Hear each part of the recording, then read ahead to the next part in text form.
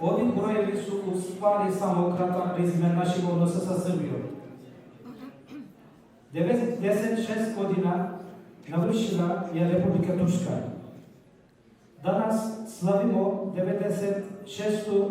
godišnjicu formiranja Republike Turske. Želim svima da se zahvalim što ste se nama i što delite našu sreću.